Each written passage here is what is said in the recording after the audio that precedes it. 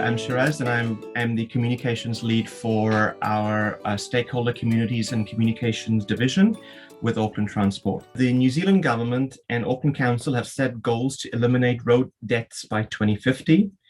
The government's Road to Zero strategy and Auckland Council's Auckland Plan 2050 have all set targets to achieve these goals. Both these national strategy from Road to Zero and the regional strategy from Auckland Council outline a plan to build the safest road system we can and work towards zero road deaths and serious injuries in Auckland and New Zealand. Our Auckland Transport's vision and strategy are also aligned with the governments and councils. Our goal is that by 2050, we should have no deaths or serious injuries on our roads. And we'll get there by using Vision Zero principles, where we put human safety at the heart of everything that we do, because we believe that everyone deserves to get home safely every day. Our road safety journey began in 2017 when our board commissioned an independent report called the Business Improvement Report, which is the front page on the left of your screen, which showed that Auckland faced a serious road safety crisis.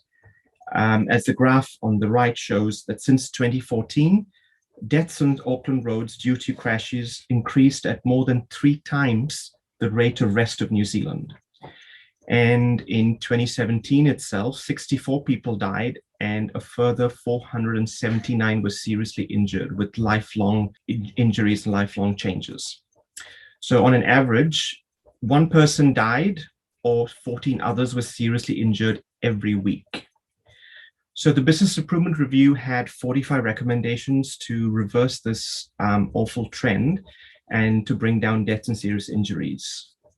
Our board accepted all 45 recommendations from the review to improve road safety, and the most urgent recommendation was to embrace the Vision Zero safe system approach and to set safe speed limits on our roads. So in response to that, AT created its Vision Zero for Tamaki Makaurau strategy and its 10-year road safety program business case. The 10-year road safety program business case, it helps to fund the program of roughly about $700 million investment between 2018 and 2028. And we plan to have an interim target of no more than 250 deaths or serious injuries by 2030, which in real terms is saving the lives of more than 3,000 fellow Aucklanders. So one of the recommendations, apart from embracing Vision Zero principles, was to set safe and appropriate speed limits. I'm not sure if many people know this, but about 80% of roads in New Zealand do not have appropriate speed limits. That means that the current speed limit on our roads are too high for their function, design, safety, and layout. As a New Zealand and international evidence shows that the fastest and most cost-effective way to see an immediate drop in deaths and serious injuries is to set safe and appropriate speed limits. Before we make any changes, we have to go through the bylaw process, and the bylaw process requires us to do a major public consultation, which we did in March 2019. And we received a little more than 11,700 submissions, along with 13 local boards and the Auckland Regional Public Health Services supporting our proposal. Combined, the 13 local boards and the Auckland Regional Public Health Services represent a little more than 800,000 Aucklanders, so it was a very, very democratic process. Following consultation and the analysis of the feedback of all 11,700 submissions, our board passed the speed limits bylaw in 2019, and safe and appropriate speed limits were set on approximately 828 kilometers of roads between June 2020 and June 2021. And the areas affected were the Auckland City Centre, the town centres of Otahu, Oriwa, Torbay, Marangi Bay, Mission Bay, St. Heliers, and Westland. So we've got some pretty encouraging results. So together with our Safe Speed program and other road safety improvement projects, we have reduced death and serious injuries on our roads by 27%. That means it's an actual savings of 225 people not being killed on our roads. There are also many other benefits, flow-on benefits to the economy and society. Of course, we want to keep our friends and family safe, so that's a big benefit. And economically, if we use the Ministry of Transport social cost of road trauma, road safety investments have saved Auckland roughly $260 million in these 2 years. We also track public attitudes towards road safety and speed limit changes. And a month after speed limits changed on most roads in June 2020, we had an independent survey conducted to find out what people thought about it. And the results show that about 60% of the respondents supported the changes. 7 in 10 or 71% believe the speed limit changes will help reduce the risk or severity of injury when crashes occur. And most people were supportive of speed limit changes near schools, kindergartens, in local town centers, shopping centers, and in rural roads. And additionally, there's a little bit of our own blowing our own trumpet, but our monthly media monitoring showed an amazing 81% positive sentiment in our media coverage of speed limit changes. A lot of people ask us, why are you only focusing on speed? What's the big deal about speed? There is very clear evidence that no matter what causes a crash, the speed at which we are traveling will determine whether we walk away or are carried away, because speed influences both the risk of crashes occurring and the severity of the injuries. But we're not just focusing on speed. Our road safety program looks at the entire system, which is the principles behind Vision Zero Safe System. It includes improving the quality and safety of our infrastructure, getting more education out there to improve driver behavior, and improving the safety of our car fleet. Unfortunately, the car fleet in New Zealand is generally quite old, about 13 years is the average, and a lot of them don't have the modern safety features that the newer cars have. So we're working with industry to see how we can get these and not be super expensive for people to buy. So another reason we focus on speed is because our human bodies are not designed to absorb the effects of high intensity crashes. And also, as speed increases, so does the stopping distance or the distance traveled during the driver's reaction time and the distance needed to stop. And I think this is high school physics. In a crash, the faster you go, the greater the amount of kinetic energy transferred onto our bodies that we can't withstand. Hence, there is a greater chance of death or serious injuries occurring at higher speeds. AT also has a very unique program for Mana Whenua and Maori communities. It's called Tiara He Papa, The Journey. It is designed to raise awareness of Maori road safety issues and work together with whānau through education and by finding practical solutions. So unfortunately, Maori in Auckland have one of the highest rates of death and serious injuries for all ages compared to non-Maori. And what makes it even worse is that Maori make about 10% of Auckland's population, but 15% of death and serious injuries.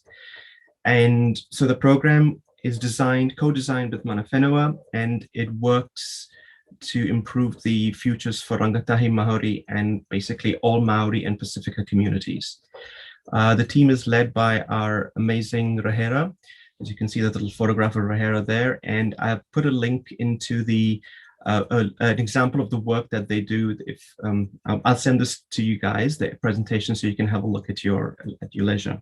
Looking ahead, we are now focusing on the next phase of our speed limit change proposals. Roughly 1,022 kilometers of roads are under investigation currently.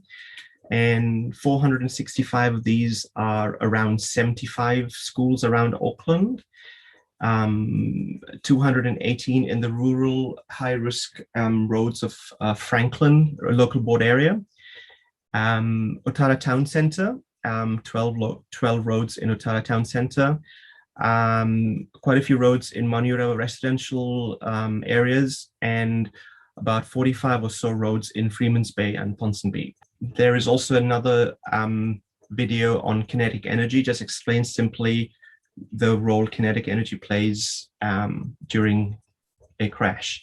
And I'll send these to you so you can watch them in your own time. And that, ladies and gentlemen, sort of concludes my presentation, and I'm happy to take any questions. So our first question is, how do you know what a safe and appropriate speed limit is? Good question. It's quite technical. So we have to follow guidance given to us by Wakakotahi NZ Transport Agency. There is a speed management guide that sets out guidelines on how we go investigating the safety of each and every road in Auckland, or every road across New Zealand, but for our purposes, it's Auckland. There are things like there are technical things like managing infrastructure risk rating. What that means is our engineers will go and investigate a road to see how it's designed, how it's laid out. Is it winding? Is it around? Has it got sharp bends? And then determine whether the speed limit is appropriate for that road. We also take a network-wide approach so that it doesn't become confusing for people, and we don't have too many variations in speed limits. So we try and keep a constant speed limit across a network of roads.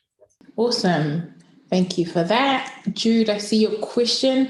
Why do you think Māori are higher in rates? A lot of the issues stem from licensing. A lot of young Māori are not licensed, and they drive without licenses, and obviously without the required training before you get behind the wheel of a car. So that's a problem, and that's what Tiara He Papa is addressing. They go into the communities, work with Rangatai Māori, and make sure that they learn and sit the 3 levels of their licensing. Other factors sadly include use of alcohol or drugs while driving. So unfortunately, they are overrepresented in death and serious injury statistics, and we're working really hard to make sure that it goes down. Another question of ours was, when you say that the roads are currently under investigation, what does that mean? So for the next phase, we're going to go out for public consultation in the end of August, and it'll be open for 1 month till the beginning of September. So what we are going to be asking Aucklanders and our key stakeholders, such as yourselves, is to let us know what you think about our proposal to set safer speed limits on the roads that we have investigated. On these roads, especially around schools, high-risk rural roads, some town centres, residential areas, and community-requested roads. Let us know, because Auckland is so vast, we don't know every little detail of every little local road. And of course, the people who live in those areas have local knowledge. So that's what we are asking people for. Should we be aware of something that we have currently not taken into consideration? Should this consultation happen? The consultation will happen, and should the board decide to amend the bylaw and include these extra roads, then the speed limits on these roads will change by the end of May 2022. While this is happening, we are also now investigating the next stage, tranche 3 of our roads. Those are a little bit more complicated because they will need more engineering measures. Engineering measures are to install speed humps, narrow a road, and do things to help generally calm speeds. Awesome. And I think our next question is, how do we get whānau engaged in these conversations? Is there any tips or, I know our whānau are passionate about safety, so how do we get them involved in it? Write to me and I'll get you in touch with our Tiara He Papa team, and they'll be very happy to work with you. Also, because they work directly into communities, I think that that relationship that they have, the face-to-face relationship, builds that kind of trust and confidence with mana whenua, and that's why it works. We also work with people they respect in their communities, like Matua Tewaru, who he was an example we used, and he unfortunately lost his wife and daughter in a terrible car crash 2 years ago, and he didn't wallow in his sadness. He said, okay, something needs to be done about this. So he got himself licensed. He did not have a license himself, so he got himself licensed, and we are working with him to help spread the message and to connect with more and more Maori to make sure that they are going through the correct channels to be able to not have devastating outcomes. Awesome. Thanks, Jude, for your next question. What are some of your other strategies to get Māori driving to the rules? Oh, I thought I just answered that. So we also work with Waka Kotahi and the Transport Agency. So Waka Kotahi fund 50% of most of our projects. 50% of our funding comes from Auckland Council. So the Road to Zero and the Auckland Council plan for 2050 have targets, and we work to those targets. And our next question is from Nikita. Is Te Ara Haupapa in Auckland only? And do you know if there's potential to have a national-wide similar program? It is Auckland only because it is an Auckland Transport initiative. I am not aware of anything happening nationally. It would be great if we could, but that's something Waka Kotahi would probably have to make a decision working with other councils like Auckland, but outside Auckland. Also, I guess when you were talking to the percentages in your slide, around if 60 kilometres, it does have a 95% risk of death. Is the risk higher for our tamariki? Absolutely. So these, this data at 60 Ks, if you're hit, you probably have a 90% chance of dying.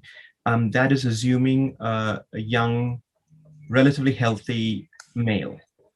So anyone else, an older person, somebody who is, not very healthy, and especially young, smaller bodies like children, it's pretty devastating.